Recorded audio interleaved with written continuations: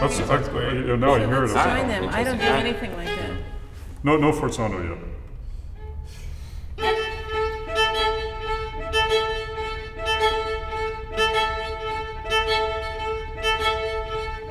Nice. It's nice knowing that the calendar. That seems a lot more locked So in. let's do it with the sforzando, solfissimo, and let's keep going and add those little swooshes. Micro surge. Yeah.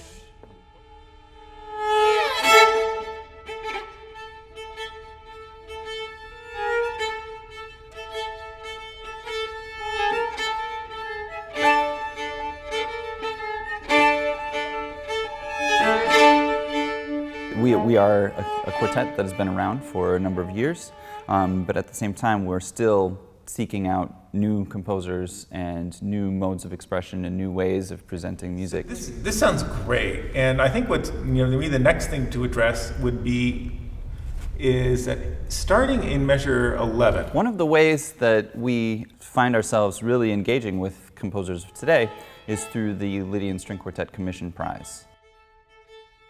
And ultimately we picked Kurt Rohde as the winner, and he wrote this amazing string quartet for us.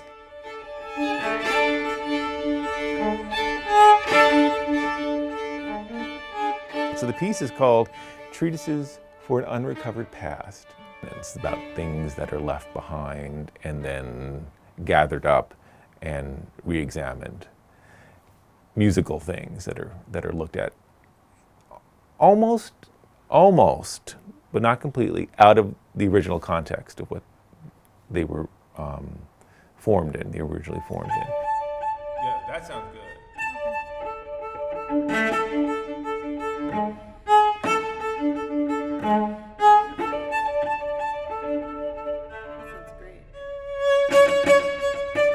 That sounds great. That I would like. So really end the string with this sort of bitey. Yeah. Can we try it like that? Because that really sounds really cool. I, as the composer, am imagining I found did this musical material, and I have some idea what it was, but not a full idea of what it was. But I want to reconstitute the musical material, and that's what makes the piece. That's how the piece that was sort of the impetus for the idea for the piece.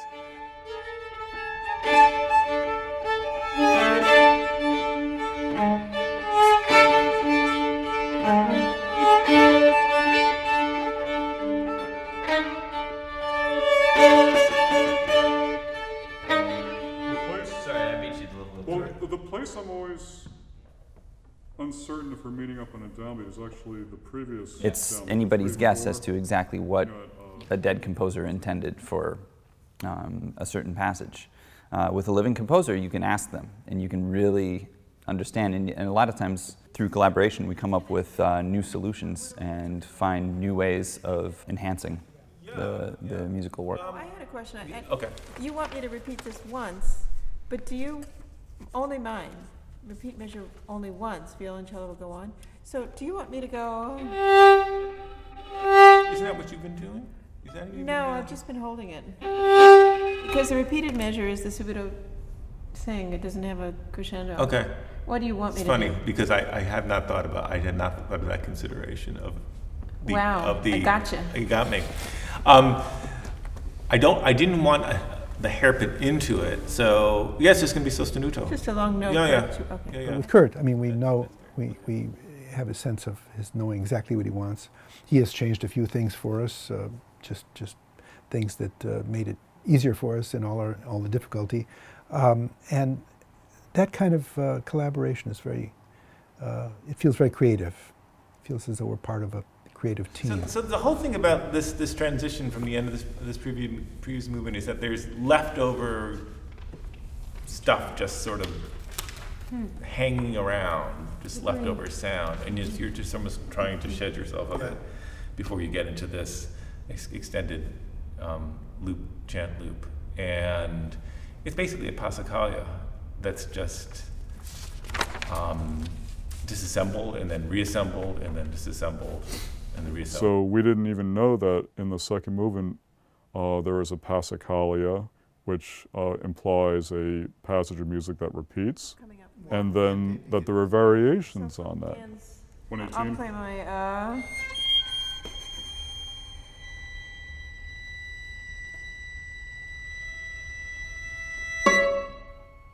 I love getting that kind of information from a composer because it makes me want to apply maybe a different kind of sound, a different kind of motion, a different kind of physical gesture to create the sound. can we just do that bit one more time?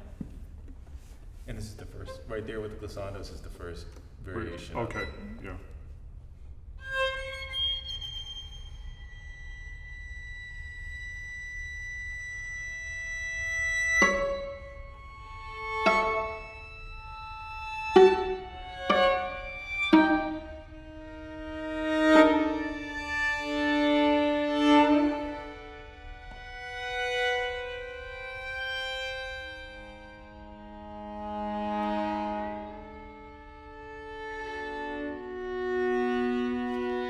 I think most composers we work with view the performer as part of the compositional process. They're interested in, like I hear things like, oh, I never thought of that before, from the composer who actually thought of the whole piece. So that, I think, is a really healthy thing.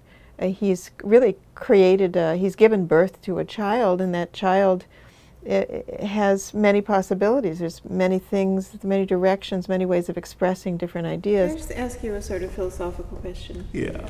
I like that you just told us that, and I didn't know that before. Was it important? To me it is, because like I just feel like I can breathe the beginnings and the end, you know, each phrase of the Passacaglia, and instead of just focusing on this giant passage that I have to try to through. Yeah, we should somehow musically knowing that. Yeah, so- just sort of trying to find at the moment when we're working together, what do I feel is important to tell them about the music?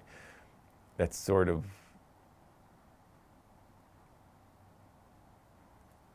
it elucidates, that's the right word, it elucidates for them what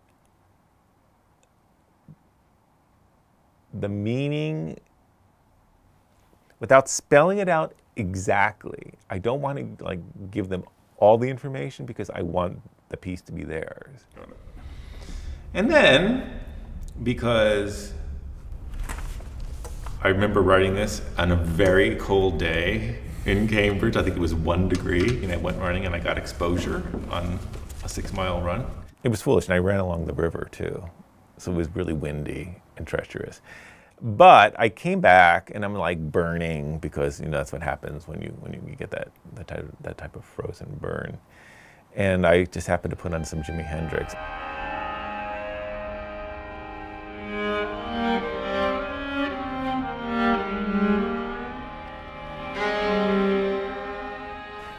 And I thought to myself, you know, it's really interesting because that sort of sounds like it could fit inside what I'm writing.